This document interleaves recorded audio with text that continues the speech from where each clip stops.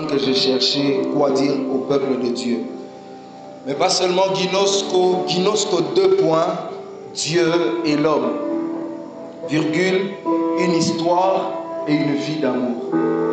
Ginosko 2 points, Dieu et l'homme, virgule, une histoire et une vie d'amour. Le mot Ginosko ici veut simplement dire connaître. Ça veut dire de manière simple connaître. Donc dans Daniel 11 aussi, ça veut un peu dire ça. Ça veut dire ceux qui gnosqueront, permettez-moi, leur Dieu agiront avec fermeté. Ceux qui connaîtront leur Dieu agiront avec fermeté. Mais le mot ginosko ne veut pas simplement dire une connaissance intellectuelle. Ils ont une communication d'un ensemble de théories qu'on transmet à un disciple ou à une personne. Mais ginosko est une connaissance expérimentale.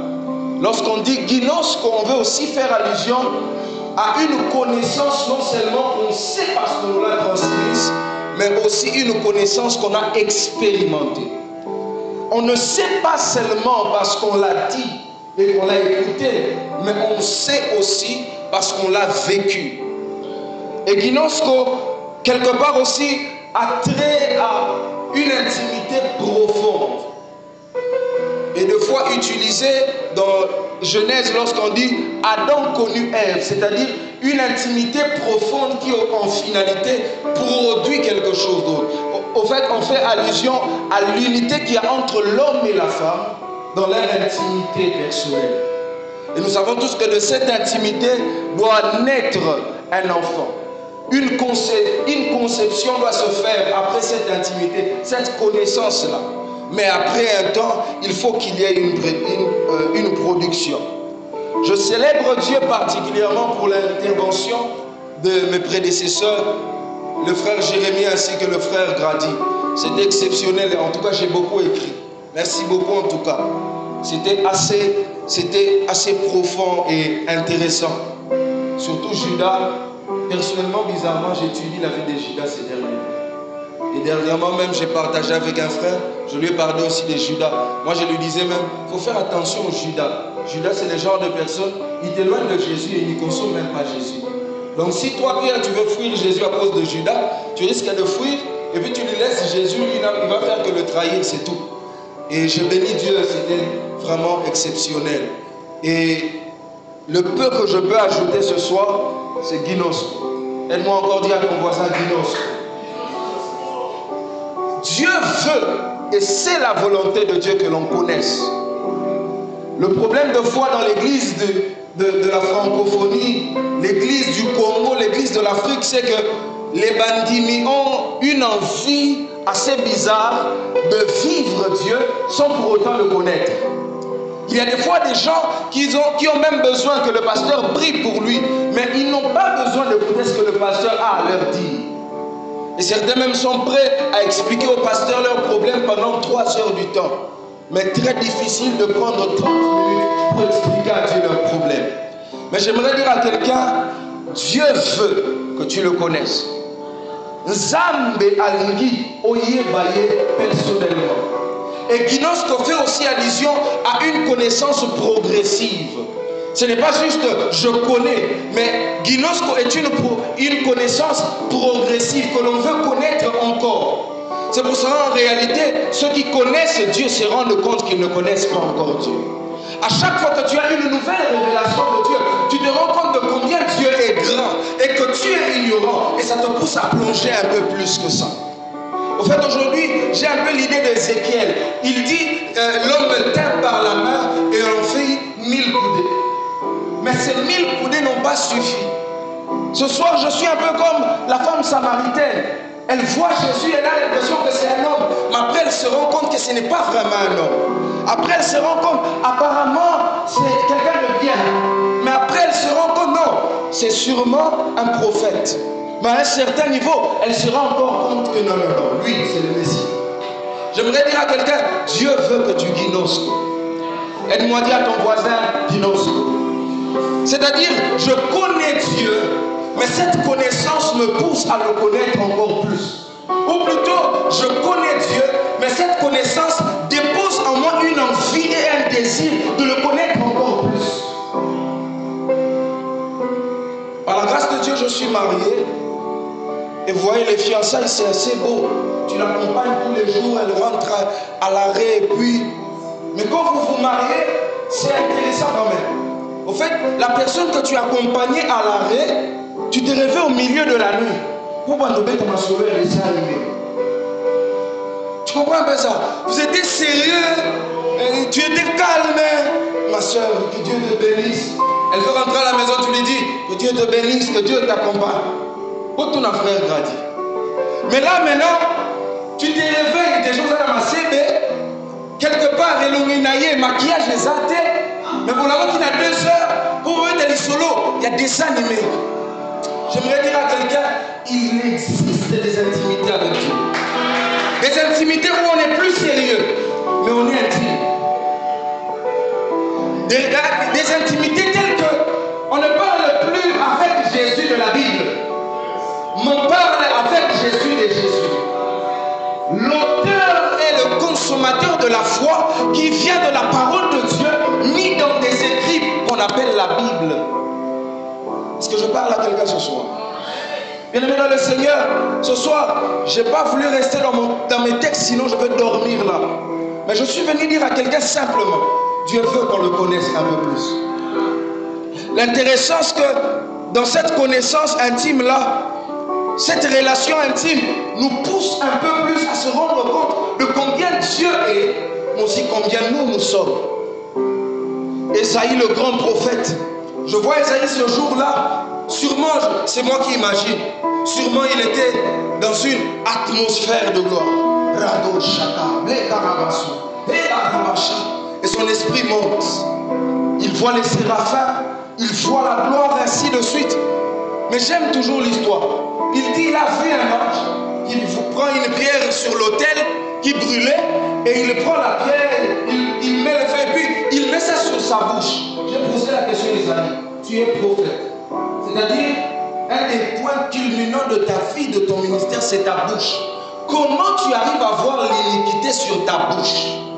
Comment tu es arrivé à ce niveau d'esprit alors que ta bouche avait de l'impureté?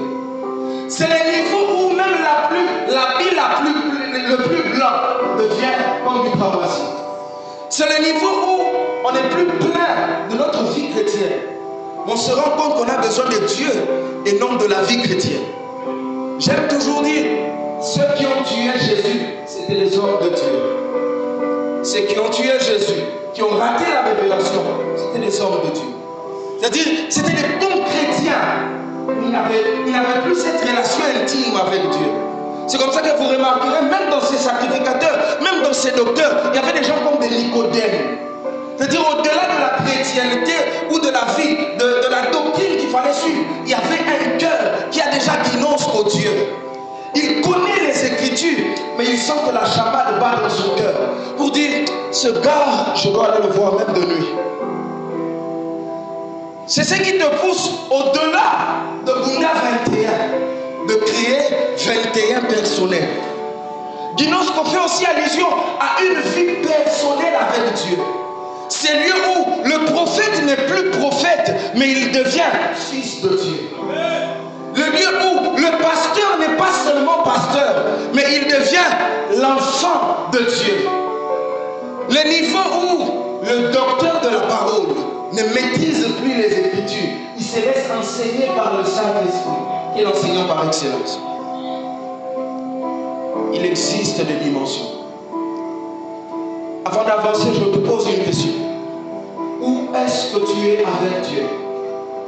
Tu es à quel niveau avec Dieu?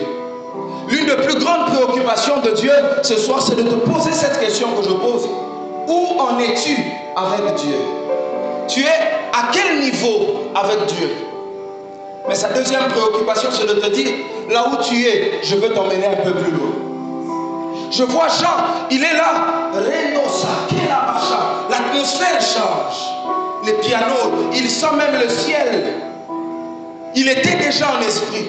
Mais il dit, j'ai entendu cette voix, comme celle qui me parlait l'autre fois, qui me dit, monte ici. Je pose la question à cette voix. Mais papa, on va où? J'y suis déjà. Cette dimension où tu es tombé en extase, mais dans l'extase, on te dit, viens encore. Il y a une deuxième extase.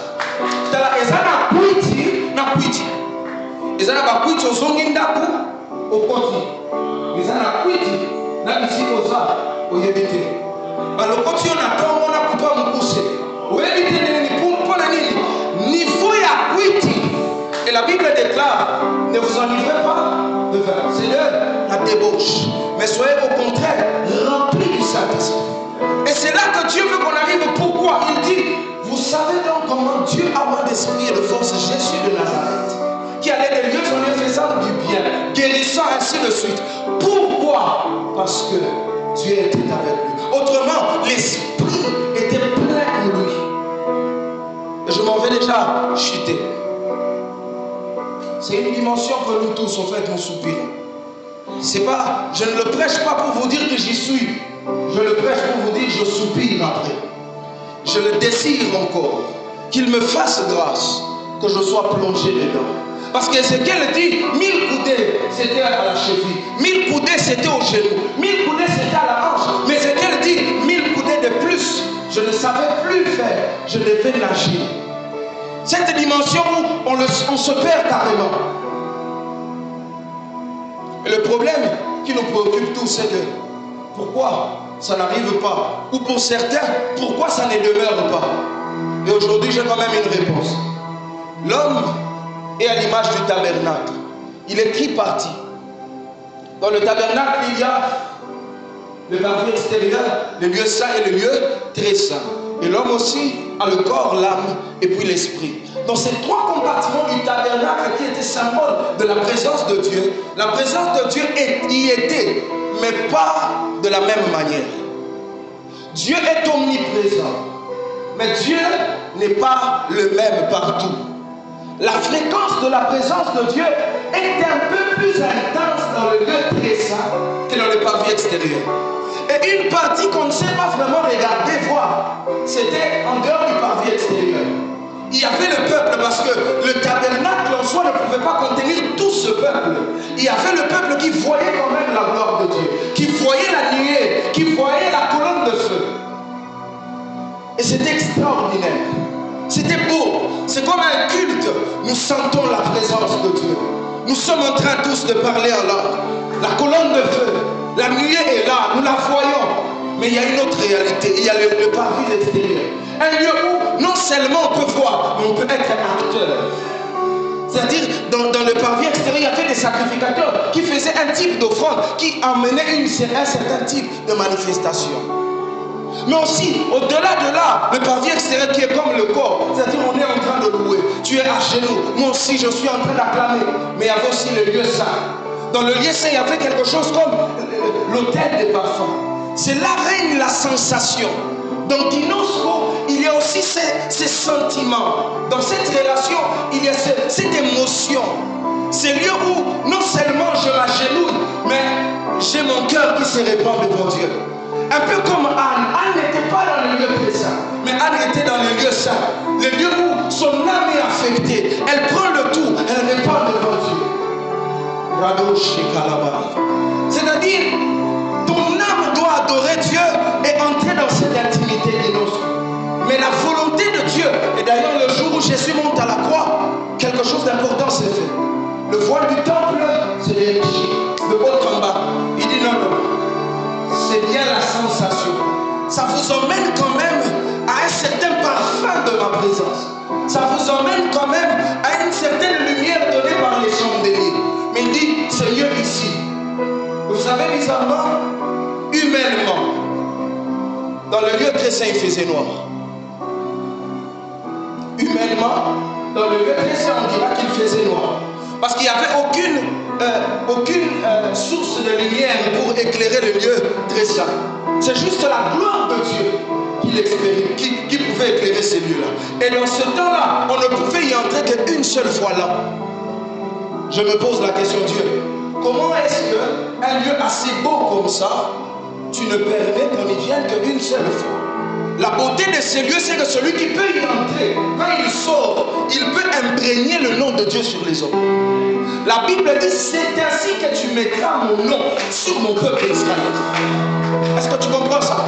L'importance du lieu très saint me pousse à dire à Dieu, mais pourquoi Dieu? Mais pourquoi Dieu? Et il me répond, je suis d'esprit, il faut que ceux qui m'adorent le fassent en esprit et en vérité. Et pour monter en esprit de rêve, ça ne fait pas, tu n'as seulement pas besoin de la grâce, tu as besoin aussi de la discipline. Tu as besoin de répondre aux exigences. Sinon, si je te laisse entrer, si tu meurs, tu n'en sors pas. Et il me dit encore, tu vois ici, si tu arrives à y arriver, que tu le veuilles ou non, tu mourras. Discipliné et apprenant les choses de Dieu, tu ne mourras pas pour ne plus être vu, mais tu mourras dans ta chair. Ta chair va mourir. C'est comme ça que Dieu dit à Moïse, nul ne peut me voir et vivre. Mais quand même, Jésus s'organise et après ça, Moïse voit Jésus. Pour que ceux qui avaient interdit à Moïse d'entrer dans le Canaan le récupèrent et fassent de lui maintenant héritier de ce Canaan. J'aimerais dire à quelqu'un, connaître Dieu, c'est faire mourir les désirs de sa chair. Connaître Dieu, c'est se discipliner et s'imposer aussi certaines choses pour se dire, je veux plus que ça. Connaître Dieu, Dinosco, il veut nous dire, s'il te plaît, abandonne un peu certaines choses. J'ai besoin de toi ici. Ce soir, Dieu est en train de dire à quelqu'un, fais tomber la chair. La plus grande bataille que nous avons n'est pas contre le diable. Et d'ailleurs, la Bible dit qu'il a déjà été vaincu. Mais ta chair reste avec toi tant que tu es sur terre. Tant que tu es sur terre, ta chair est avec toi. J'ai lu un livre des grands hommes de Dieu. Je regarde quelqu'un comme Babalola. Babalola pouvait prier pendant 21 jours sans manger ni boire. Babalola pouvait prier pendant 40 jours sans manger ni boire. Un papa nigérien. Babalola, au Nigeria, il y a une pierre qui a les traces de ses génies. Mais je lis ces récits, on parle de la vie de Babalola. Je m'inquiète de la vie de Babalola. Et Dieu me dit, derrière, il n'y a pas une gloire sur terre qui demeure éternellement. Il faut que tu mortifies la chair tous les jours.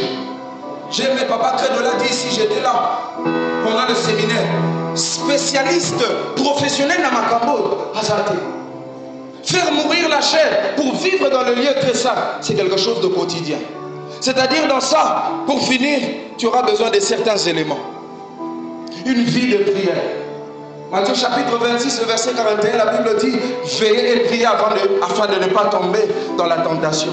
Bien-aimés dans le Seigneur, ce sont des choses basiques, mais que deux fois nous ignorons. J'aimais ce que le frère Jérémie a dit. Il y a des choses, on n'a pas besoin de prier. Et puis en réalité, la prière n'est pas d'abord une méthode de demande et de réception. La prière est une méthode de communication. Est une méthode de communication entre nous, les fils de Dieu, et Dieu lui-même. Et quand nous communions avec lui, notre chair se tait et notre spiritualité s'élève. C'est comme ça que Jésus dit, veille et prie. Deuxièmement, la vie de la parole. Josué 1,8, vous le connaissez, mais je préfère Psaume 36, le verset 10. La Bible dit, c'est de toi que vient le souffle de la vie. Et la Bible ajoute en disant, c'est par ta lumière que nous voyons la lumière. Bien-aimés, la parole de Dieu est indispensable. Les impositions de main sont bonnes, les déclarations prophétiques sont bonnes, mais la vie de la parole est quelque chose de personnel que Dieu veut dans la vie de tout un chacun. Ça ne viendra pas parce que le pasteur a déclaré.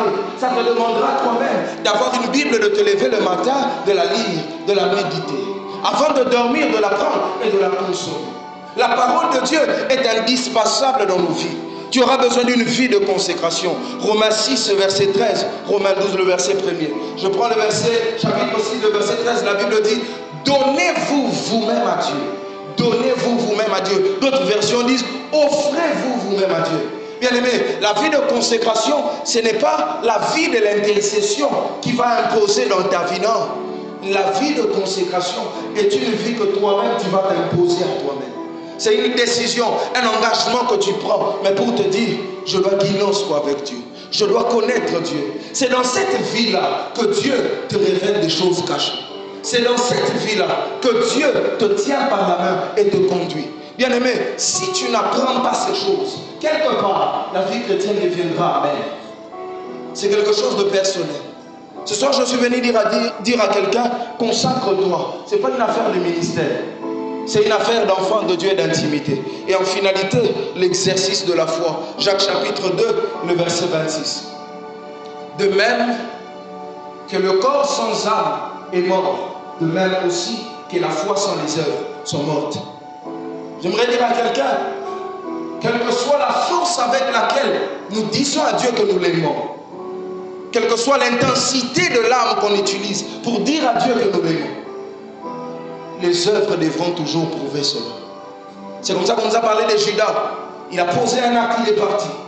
Mais Pierre, il est arrivé jusqu'à renier Christ. Mais à cause de la foi, l'exercice de la foi qu'il avait en lui, même après avoir renié le Christ, il s'est mis à pleurer. Il dit, Jésus, je t'ai renié.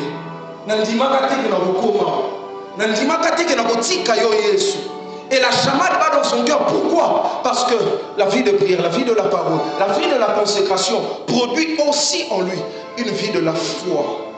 Et avoir la foi, c'est de garder Christ dans son cœur. Perdez tout ce que vous voulez, mais pas votre foi en Jésus-Christ. Je ne vous parle pas seulement comme ayant lu la Bible. Parmi celui que vous voyez devant vous a traversé le feu, a traversé les grandes eaux. Moi j'ai prié Dieu pendant 8 jours, consciemment, jeûne et prière. Je savais que me suicider allait être un péché gérant en enfer. J'ai commencé à prier Dieu consciemment pendant 8 jours. Seigneur, tue-moi, je suis fatigué, je dois partir. Le 8e jour, c'est là que Dieu vient se révéler pour me dire, les restes, c'est pas fini. On doit continuer. Bien aimé, la foi ne trompe pas. La foi ne trompe pas. La foi que tu as dans ton cœur est plus forte que les épreuves que tu as devant toi. Tant que dans ton cœur, il reste une lueur de la foi, même dans tes soupirs les plus faibles comme Samson, tu diras, Seigneur, j'ai été en délivrance pour ton peuple. Mais laisseras-tu mourir ici? Et là tu verras que là, à El Akor, il y a un Dieu qui peut te ressusciter. Ce soir, j'espère que tu as été béni. J'aimerais prier avec toi pendant 1 ou 2 minutes. J'aimerais prier avec toi, mais j'aimerais prier avec principalement 2 catégories de personnes. Les premières, ce sont ceux-là qui sont déjà engagés vraiment. Tu sens que ta vie est bonne et tu sens toi-même que tu veux expérimenter un peu plus tous les jours avec Dieu. J'aimerais que tu pries, que tu dises à Dieu, Seigneur, fais-moi voir les choses à venir. Je veux monter avec toi. Mais la deuxième catégorie, tu sais toi-même que ta vie chrétienne, en ce moment, est en train de vaciller. J'aimerais que tu dises à Dieu sincèrement, est-ce que tu peux élever ta voix et prier Dieu? Élève ta voix s'il te plaît.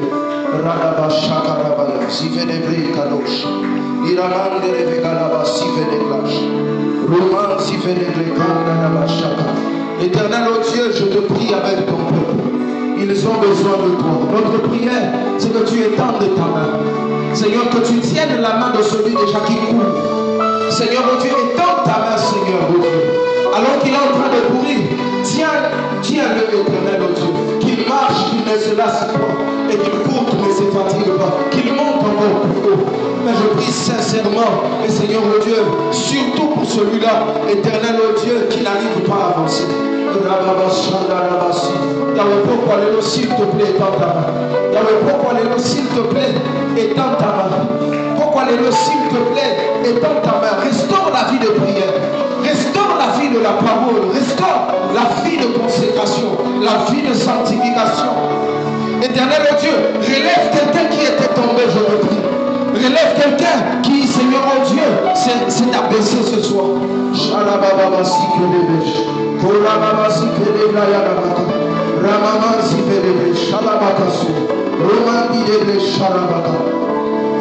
Au nom de, si tu as la force, j'aimerais que tu te lèves là où tu es. Aux autres, mais là, tout ce qui est de ta vie de consécration. C'est l'une des prières que j'aime bien faire. Bien aimé, nous sommes épais qui s'attaillent au matin d'intimité dans sa réseau téléménage. Vous avez dit ça, mais personne n'a ma casse. Quand vous allez le colonner à la désir dans la et tout. Personne n'a ma casse, il y a pour se discipliner. Nous sommes téléménage, nous sommes propres, il y a diable. Oui, mais ma on a distraction. Oui, mais ma on a fatigue. Oui, mais ma on a de la tête. Au sommet de ma barre, aux autres téléménage, je vais déclarer au nom de Jésus. Père, je prie au nom de Jésus. Ce soir, nous sommes en train de prier.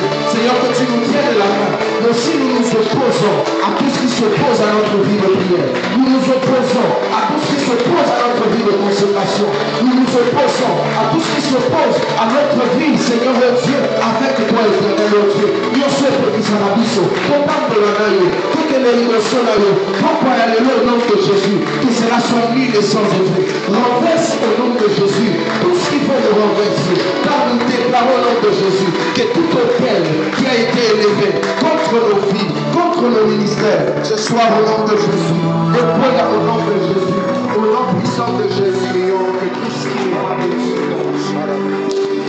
à Dieu,